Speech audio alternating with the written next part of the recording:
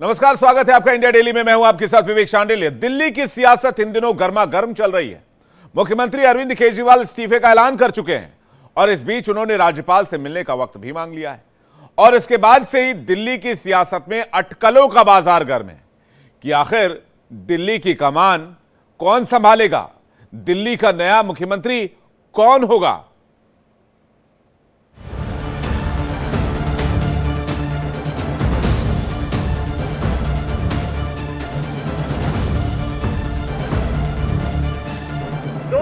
आज से 2 दिन के बाद मैं सीएम की कुर्सी से इस्तीफा देने जा रहा हूं। दिल्ली की सियासत इन दिनों एक अलग ही हिचकोले ले रही है। शराब नीति कांड में जमानत मिलने के बाद अपने सीएम पद से इस्तीफा देने का मुख्यमंत्री अरविंद केजरीवाल ने ऐलान कर दिया और सभी को अचंभे में ला दिया। 2 दिन के बाद मैं सीएम की कुर्सी से इस्तीफा देने जा रहा हूं।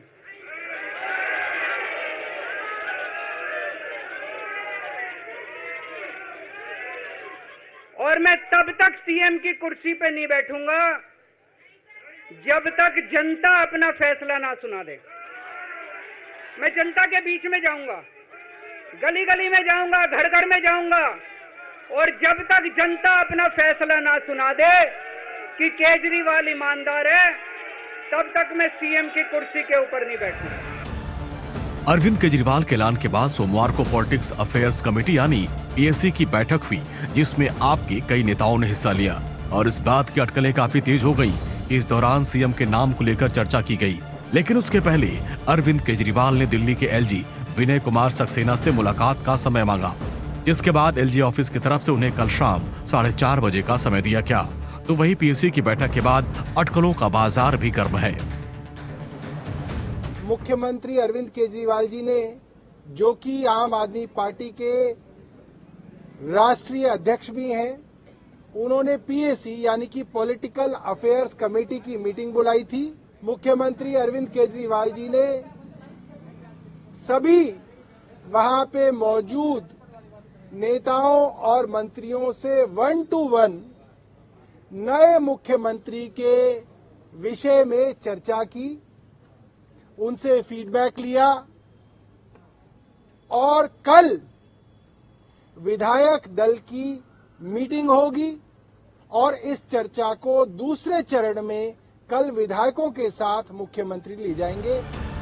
आपको बता दें कि कल सुबह 11:30 बजे आपके विधायक दल की बैठक होगी, जिसमें नए मुख्यमंत्री के नाम का ऐलान हो सकता है। और इस रेस में वैसे तो कई नेता शामिल हैं, लेकिन इसमें 5 लोग दौड़ में सबसे आगे हैं।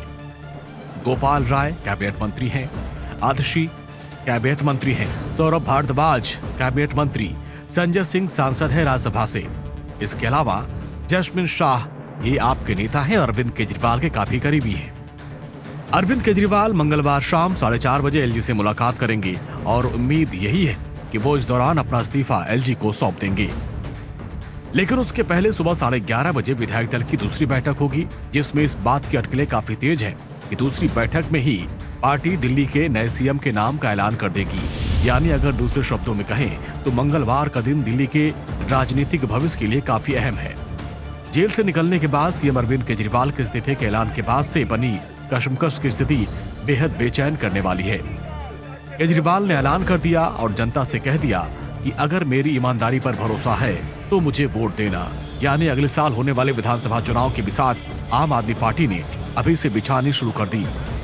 Bureau report, India Daily. और चलिए बात करते हैं वेस्ट बंगाल कोलकाता की। जूनियर डॉक्टर्स अभी भी हड़ताल पर हैं। आरजीकर मेडिकल कॉलेज में लेडी डॉक्टर की रेप और जघन्य हत्या के विरोध में जारी संग्राम नहीं थम रहा है। जूनियर डॉक्टर पिछले 37 दिन से हड़ताल कर रहे हैं और विरोध प्रदर्शन कर रहे हैं। हड़ताली डॉक्टर्स अभी भी अपनी मांग पर अड़े हुए हैं। दूसरी तरफ ममता सरकार बातचीत को तैयार है, लेकिन बातचीत से समाधान निकलता नहीं दिख रहा है। ऐसे में सवाल यह है कि आखिर रास्ता निकले तो निकले कैसे। शनिवार को ममता बनर्जी और डॉक्टरों के बीच बातचीत असफल रही।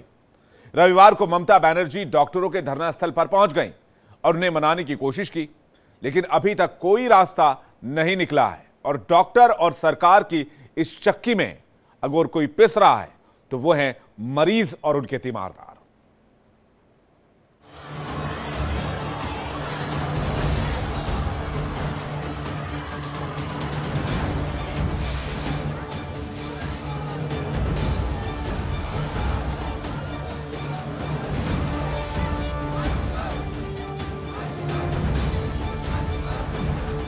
पैदल मार्च, धरना प्रदर्शन और इंसाफ के लिए नारेबाजी। कोलकाता की सड़कों पर जूनियर डॉक्टरों के विरोध की ये तस्वीरें आम हो गई हैं। पिछले 37 दिनों से जूनियर डॉक्टर हड़ताल पर हैं। डॉक्टरों को मनाने में ममता सरकार की हर कोशिश नाकाम साबित हो रही है। आरजीकर मेडिकल कॉलेज में जूनियर डॉक्टर की रेप और हत्या के बाद डॉक्टरों का गुस्सा थम नहीं रहा है। हड़ताली डॉक्टर अपनी मांग पर अड़े हैं। मुश्किल ये है कि ममता सरकार भी डॉक्टरों की सभी मांग मानने को तैयार नहीं। जैसे पहला भी बात था कि ये जो लड़ाई है हमारी, ये केवल डॉक्टर्स की लड़ाई नहीं है, ये कॉमन पीपल की भी लड़ाई है। इसलिए हम लोगों ने डिमांड किया था कि ये चीज लाइव हो। अगर लाइव नहीं हो रही है तो दोनों पार्टी अपना वीडियोग्राफर लें, वो कंप्लीट जो भी मीटिंग हो रहा है उसका वीडियो। इसका क्या रीजन है कि जो भी डॉक्टर्स जा रहे हैं रिप्रेजेंट करने के लिए, वो पूरे इंडिया को रिप्रेजेंट कर रहे हैं इस केस पे।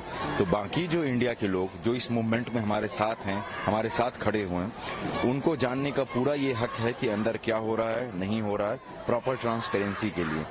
पश्चिम बंगाल के मुख्य सचिव मनोज पंत ने जूनियर डॉक्टर्स के नाम आज एक बार फिर पत्र लिखा, जिसमें कहा गया, सुप्रीम कोर्ट के 9 सितंबर 2024 के आदेश के मुताबिक कानून का पालन करने वाले नागरिकों के रूप में सुप्रीम कोर्ट के निर्देश का पालन करना हमारा परम कर्तव्य है। ये 5वीं और आखिरी बार है जब हम माननीय मुख्यमंत्री और आपके प्रतिनिधियों के बीच बैठक के लिए आपसे संपर्क कर रहे हैं।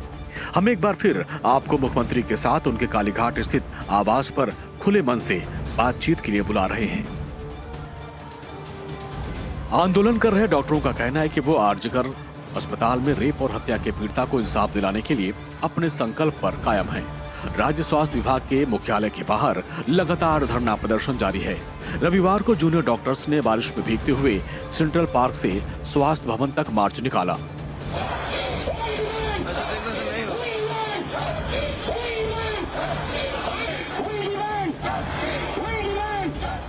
शनिवार को मुख्यमंत्री ममता बनर्जी के साथ जूनियर डॉक्टर्स की वार्ता हुई, लेकिन गतिरोध का कोई हल नहीं निकला। सरकार ने डॉक्टरों की कई मांग मानने से इनकार कर दिया। Junior doctor, police commissioner Vineet Goyal, स्वास्थ्य सचिव समेत कई वरिष्ठ स्वास्थ्य अधिकारियों का इस्तीफा मांग रहे हैं। जूनियर डॉक्टर्स का आरोप है कि 36 दिन से वो आंदोलन कर रहे हैं, लेकिन सरकार की ओर से कोई ठोस आश्वासन उन्हें नहीं मिला। ये हम लोग का जो ये जो प्रोटेस्ट है, इसका 36 दिन 37 दिन होने वाला है। तो इतने दिन में भी गवर्नमेंट से कोई ठीक ठाक कोई हम लोग को कुछ मिला नहीं है। हम लोग कल गए थे उनसे मिलने, वो बोले थे आके कि वो मिलना चाहते हैं। हम लोग गए थे मिलने, लेकिन वहां से हम लोगों को फिर से भेज दिया गया है। और रिसेंटली जो हम लोग का जो सबसे इसके ऊपर सबसे ज्यादा हम लोग का गुस्सा है, संदीप घोष आरजीकर के एक्स प्रिंसिपल, वो भी कल गिरफ्तार हुए हैं, उनका अरेस्ट हुआ है। तो हम लोग चाहते हैं कि इस मिছিল से और भी ज्यादा लोग हम लोग इस प्रोटेस्ट में आए, जैसे गवर्नमेंट के ऊपर प्रेशर क्रिएट हो। हम लोग का जो 5 जो हम लोग का जो दाबी है 5, वो सब गवर्नमेंट मान ले। मुख्यमंत्री ममता बनर्जी शनिवार को अचानक जूनियर डॉक्टर के धरना स्थल पर पहुंची और कहा कि उनकी मांगों पर वो गौर करेंगी। उन्होंने दोषी पाए जाने वाले हर व्यक्ति के खिलाफ कार्रवाई का आश्वासन दिया। डॉक्टर्स का दावा है कि मुख्यमंत्री के आवास पर 3 घंटे तक इंतजार करने के बाद उन्हें वार्ता स्थल से चले जाने को कहा गया। इसके पहले जूनियर डॉक्टरों ने बातचीत की लाइव स्ट्रीमिंग को लेकर अड़े रहे, जिसकी वजह से वार्ता नहीं हो पाई। लेकिन बाद में डॉक्टर्स वार्ता की रिकॉर्डिंग पर सहमत हुए और अपना कैमरामैन लेकर पहुंचे थे। लेकिन मांगों को लेकर फिर भी गतिरोध बना हुआ रहा। इस मुद्दे पर अब सूबे की सियासत गर्मा गई है। उनका उद्देश्य है गलत है। हमारे मुख्यमंत्री नहीं चाहते हैं कि डॉक्टरों को साथ जो समस्या हुआ है उसका समाधान हो, इसलिए बार बार वो डाइवर्ट कर रहे हैं, गोल पोस्ट चेंज कर रहे हैं अपने। और डॉक्टर ने, जूनियर डॉक्टरों ने अपना 5 डिमांड्स रखा है। इस डिमांड्स के ऊपर उनको कार्रवाई करनी होगी। कम से कम एक तो फुलफिल करिए, तब जाके ये जो डिस्कशन है, डिस्कशन फ्रूटफुल होगा, नहीं तो कैसे फ्रूटफुल होगा। उनका धरना मंच पे उनका मीटिंग का ऑडियो है, जिसमें ये क्लियर है कि 1 सेक्शन वो चाह रहा है इसका सलूशन, और दूसरे एक सेक्शन वो इसमें सहमत नहीं है। वो चाह रहा है कि ये डिस्टरबेंस कंटिन्यू करे। तो ये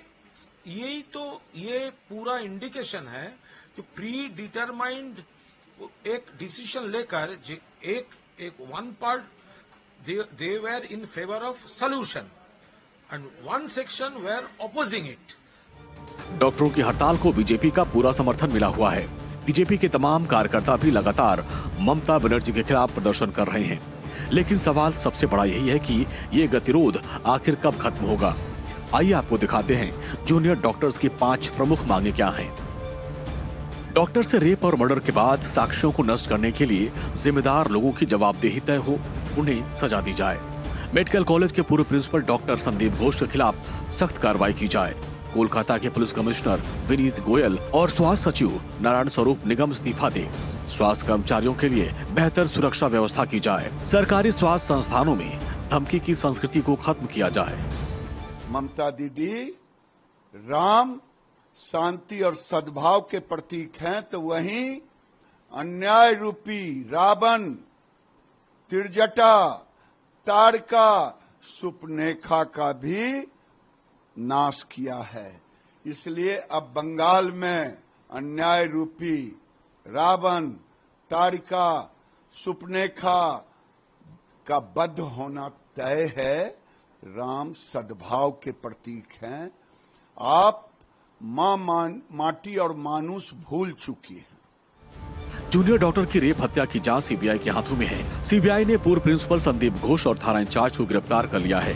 दोनों पर साक्ष्यों से छेड़खानी और एफआईआर दर्ज करने में देरी का आरोप है। इसी के साथ ही सीबीआई ने कई और पुलिस अधिकारियों को भी पूछताछ के लिए नोटिस भेजने वाली है। अब सवाल ये है कि आखिर किसके इशारे पर जांच को प्रभावित करने की कोशिश की गई। Bureau report, India Daily.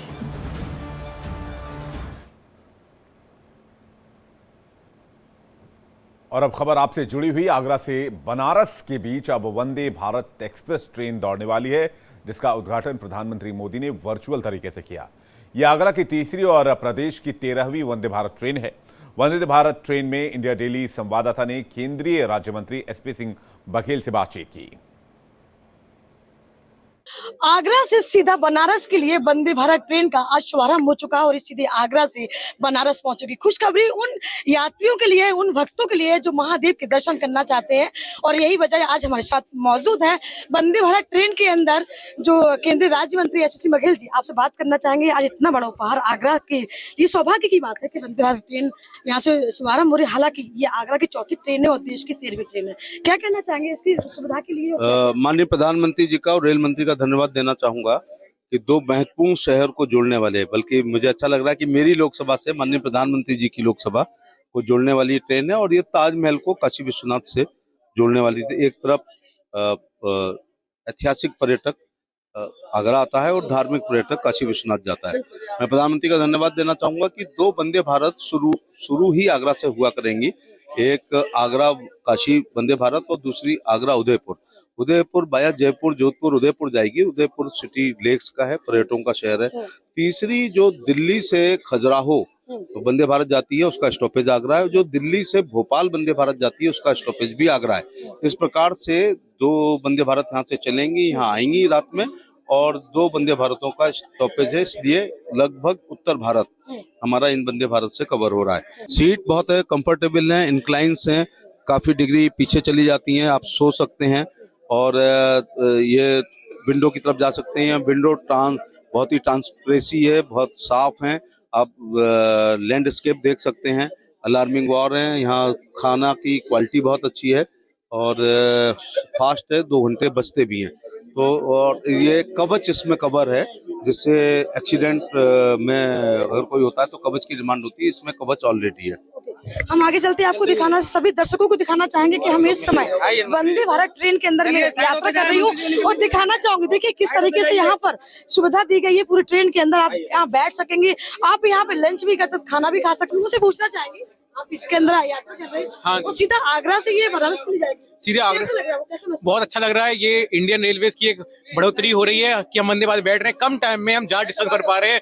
और जो यहाँ से जाना चाहते हैं बनारस के लिए, एक संगम नहाना चाहते हैं, उनके लिए बेस्ट ट्रेन होने वाली है, कम टाइम में ज्यादा डिस्टेंस कवर कर रही है। यानी कि कम समय में सीधा आप आगरा से बनारस के लिए जा सकते हो। कह सकते हैं महादेव के दर्शन आप आराम से कर सकेंगे। कैमरा पर्सन अंकुर के साथ रिंकी उपाध्याय।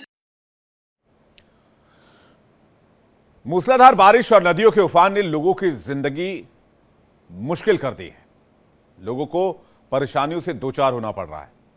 सितंबर के महीने में अमूमन मानसून का कहर देखने को नहीं मिलता है, लेकिन साल 2024 में सितंबर के महीने में मानसून का कहर जारी है। यूपी के कई जिलों में नदियां तांडव कर रही हैं, गांव के गांव डूबे नजर आ रहे हैं, हर तरफ त्राहिमाम मचा हुआ है। बलिया में गंगा नदी का पानी निचले इलाकों में घुस गया तो चंदौली में भी स्थिति विकराल हो गई है। रामपुर में कोसी का कहर दिख रहा है। दूसरी तरफ पीलीभीत में शारदा एक बार फिर से सितम ढा रही है। उत्तर प्रदेश किस तरह से बारिश और बाढ़ के हमले से करा रहा है, एक रिपोर्ट दिखाते हैं।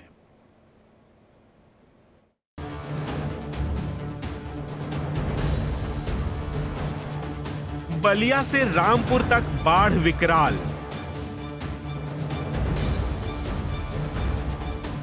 नदियों का तांडव मचा है हाहाकार।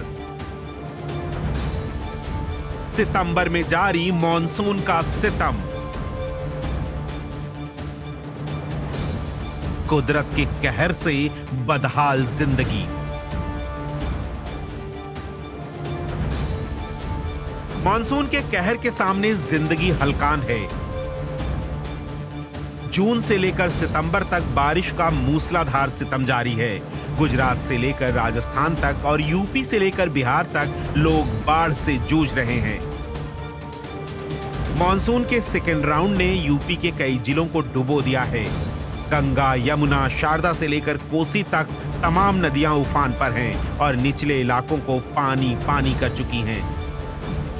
लाखों एकड़ फसल बर्बाद हो चुकी है। दर्जनों गांवों में पानी घुस चुका है। आलम यह है कि हर तरफ त्राही त्राही है।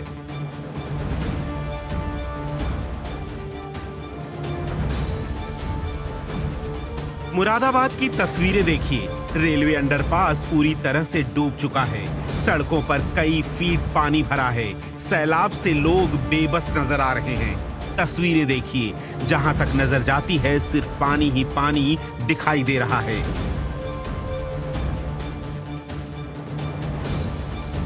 हजारों बीघा खेत डूब चुके हैं। आलम यह है कि गांव के अंदर भी गलियों में कमर तक पानी भर गया है।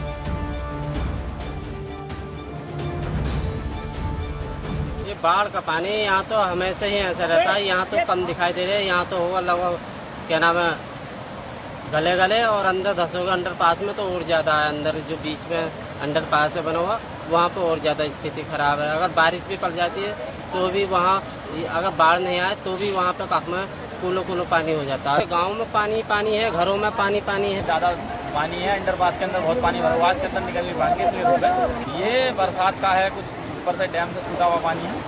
ये घरों में पानी कम से कम 30% घरों की जनसंख्या में पानी धसा हुआ सेल गाँव में। और ये अब की बात नहीं है, हर साल ऐसी होता है। परेशानी का सामना करके निकल रहे हैं। देखिए आप, ये 70-80 साल के बुजुर्ग हैं, ये भी बेचारे पानी में टहल रहे हैं। बहुत सारी दिक्कत है। स्थानीय लोगों के मुताबिक 1 दर्जन से ज्यादा गांव बाढ़ की चपेट में हैं। डैम से पानी छोड़े जाने की वजह से हालात विकराल बने हुए हैं। गांव के अंदर की तस्वीर देखिए। गलियों में बच्चे नहाते नजर आ रहे हैं। रास्ते पर इतना पानी भर गया है कि ट्रैक्टर के पहिए आधे डूबे नजर आ रहे हैं। ये यहाँ पर बहुत पानी चल रहा है और बहुत बड़ी दिक्कत हो रही है। पानी की वजह से लोग परेशान हैं। फसल पूरी बर्बाद हो गई है और जानवरों के लिए चारा भी नहीं है। इधर बहुत परेशानी है। यहाँ पे खाने पीने की भी दिक्कत है। क्या खाएं, कहाँ से लाएं, क्या करें, परेशानी है। पानी गाँवों में आ गया, नीचे सब में सब गाँव वाले परेशान है। निकलने से भी, आने जाने से बहुत दिक्कत पड़ रही है। मुसाफिर भी बहुत गाड़ियों से उतर रहे हैं, मतलब ऊंची गाड़ियाँ मंगवा रहे थे। उत्तराखंड से सटे रामपुर जिले में भी हालात विकराल बने हुए हैं। कोसी, रामगंगा और पीलाखार नदियों का जलस्तर बढ़ने से लोगों की धड़कनें तेज हो चुकी हैं। पहाड़ों पर बारिश हो रही है, जिससे धीरे धीरे नदियों का जलस्तर बढ़ रहा है। अजीमनगर थाना इलाके की ये तस्वीर देखिए। यहाँ बाढ़ से 24 लोग फंस गए हैं, जिन्हें निकालने के लिए एनडीआरएफ और एसडीआरएफ के जवानों को मोर्चा संभालना पड़ा। भारी बारिश हो रही है। भारी वर्षा से लोगों का फसलों के साथ साथ बाकी तालाबों के किनारे बच्चे इधर जाने की वजह से कई तरह की दुर्घटनाएं हो रही हैं। हमारे द्वारा आम जन से अपील भी की गई। साथ ही साथ जो आप जहां बता रहे पानी छोड़ने के साथ हमारी बाढ़ चौकी सक्रिय और हम लोग सिंचाई विभाग और जिला प्रशासन के साथ संपर्क में हैं। लगातार हमारे द्वारा स्थिति निरीक्षण करके उचित मार्गदर्शन दिया जाए। 2 घंटे की मशक्कत के बाद 3 परिवारों के 24 सदस्यों को सुरक्षित निकाला गया। दरअसल घरों के चारों ओर 10 से 12 फीट तक पानी भर गया था। बाढ़ के तेज बहाव के बीच लोग फंस गए, जिन्हें निकालने के लिए घंटों जद्दोजहद करनी पड़ी। रामपुर के बड़े हिस्से में बाढ़ का विकराल रूप देखने को मिल रहा है। जिला प्रशासन की अगुवाई में नहर विभाग की ओर से 35 बाढ़ चौकियां स्थापित की गई हैं। साथ ही कंट्रोल रूम भी बनाया गया है। बलिया में गंगा नदी खतरे के निशान से ऊपर बह रही है। आलम यह है कि गांवों के बाद शहर के निचले इलाकों में भी बाढ़ का पानी घुस गया है। भयावह स्थिति को देखते हुए जिला प्रशासन ने गांव से लेकर शहर तक अलर्ट जारी किया है। मुनादी कराकर लोगों से घर खाली कराए जा रहे हैं और प्रभावित लोगों को सुरक्षित जगहों पर शिफ्ट किया जा रहा है। बलिया में बाढ़ की तबाही की हाहाकारी तस्वीरें देखिए। हर तरफ जल की विनाश लीला ही दिखाई दे रही है। प्रशासन के लोग माइक लेकर मुनादी कर रहे हैं और बाढ़ पीड़ितों को घर छोड़कर सुरक्षित स्थानों पर जाने के लिए कह रहे हैं। प्रशासन की टीमें कई जगहों पर कैंप कर रही हैं ताकि प्रभावित लोगों को तुरंत मदद मुहैया कराई जा सके। समय अभी तो 2 सेंटीमीटर प्रति घंटे की रफ्तार से बढ़ रहा है यहाँ पानी। जब हम लोग वहाँ से गाय घाट गेज पे गए थे तो वहाँ अभी सिंचाई विभाग से पता चला, और अभी यहाँ देखने से जो ये बैक फ्लो हो रहा है पानी का, उससे करीब 25-30 घर यहाँ प्रभावित दिख रहे हैं और उनके लिए नाव की भी व्यवस्था की जा रही है तुरंत। तो जो है उसके बाद देखिए इनका अनाउंसमेंट वगैरह करा देते हैं जो भी इनके सुरक्षित स्थान जाने के लिए। बलिया शहर के 25 घरों में बाढ़ का पानी घुस गया है। प्रशासन ने बिजली कनेक्शन काटने के निर्देश दिए हैं। चंदौली में भी गंगा का जलस्तर विनाश कर रहा है। सकलडीहा क्षेत्र में बाढ़ जैसे हालात बन चुके हैं। प्रशासन ने बाढ़ चौकियां और कंट्रोल रूम बनाए हैं। प्रशासन के मुताबिक लगातार गंगा का जलस्तर बढ़ रहा है। सकलडीहा के दर्जनों गांवों में पानी घुस चुका है। आलम यह है कि नदी किनारे धान की खेती, सब्जियां डूब चुकी हैं। जानवरों के लिए चारा भी नहीं बचा है। तस्वीरें देखिए। बलुआ, मारुखपुर, नादी, नदौरा, बसेहटा गांव के अंदर पानी घुस चुका है। प्रशासन ने 12 बाढ़ चौकियां बनाई हैं। गंगा नदी का जलस्तर सामान्य से बढ़ा हुआ है। बाढ़ की संभावना बन रही है, जिसके दृष्टिगत मेरे सीओ साहब और एसएचओ साहब के द्वारा कंबाइंडली विजिट किया गया। हमारे जो बाढ़ प्रभावित गांव हैं जैसे बलुआ, मारुखपुर, नादी नदौरा, नेकनामपुर, परसहटा, सब जगह हमारी टीम गई। हम लोग गए, विजिट किए। विजिट करने के बाद वहाँ पे मुनादी करवाई गई, लोगों को जागरूक किया गया कि नदी के किनारे कोई पशु या कोई बच्चा या कोई महिला ना जाए, जिससे उसके डूबने की संभावना हो। बाढ़ के विनाश से स्थानीय किसान परेशान हैं। ना तो खाने के लिए राशन बचा है और ना ही खेतों में फसल। मुश्किल तो ये है कि आगे गुजारा कैसे होगा। अगर गंगा नदी के जलस्तर में ऐसी ही बढ़ोतरी होती रही तो इलाके में एक भी फसल नहीं बचेगी और लोगों का जीना मुश्किल हो जाएगा। बहुत तेजी से बढ़ रहा है सर, इसमें कोई नहीं रुकावट है। और सर मेरा ये सब धान है, खेती, बाजरा, चरी है और सब्जी भी कुछ है, ये सब नुकसान हो गया सर। और हम लोग के घर तक पहुंचने वाला पानी है सर। ये संभावना कि अब ऐसे पानी बढ़ेगा तो हम लोग का घर भी अब डूबने वाला है। गंगा माई का पानी बहुत तेजी से बढ़ रहा है, इसमें कोई गुंजाइश नहीं है। इसमें लगातार एकदम पानी बढ़ाव पे है। ये सब धान वगैरह सब चरी वरी सब बाजरा सब डूब गया है। जो इंसान का जीविका है वो भी खत्म हो गया। मिर्जापुर में भी बाढ़ का विध्वंस जारी है। गंगा नदी के तटवर्ती इलाकों में फसलें पूरी तरह से बर्बाद हो चुकी हैं। नदी का पानी अब बस्तियों को डुबोने लगा है। बाढ़ से सबसे ज्यादा प्रभावित सदर तहसील के मल्लेपुर और हरसिंहपुर गांव हैं, जहां लोगों के घरों के अंदर पानी घुस चुका है। तस्वीरें देखिए। लोगों के घर और झोपड़ियां सब डूब गए हैं और किसानों का कहना है कि बाढ़ की वजह से भारी नुकसान हुआ है। बस्तियों में रहने वाले लोग खौफ में हैं। अगर बाढ़ का पानी और ज्यादा हुआ तो लोगों को घर छोड़कर जाना पड़ेगा।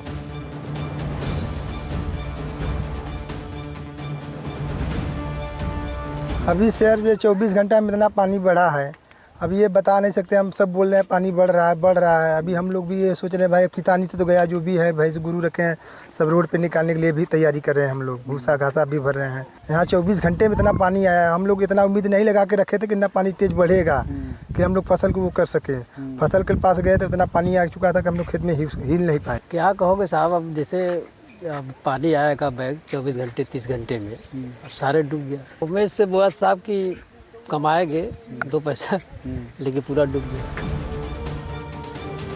पीलीभीत में भी शारदा नदी एक बार फिर तांडव मचाने लगी है। आलम यह है कि लोग रस्सी के सहारे जान जोखिम में डालकर निकलने को मजबूर हैं। नदी से सटे गांव में भारी विनाश हुआ है। थाना हजारा के मुरैना नगर, गांधीनगर से शांति नगर तक बाढ़ के हालात विकराल हैं। Bureau report, India daily.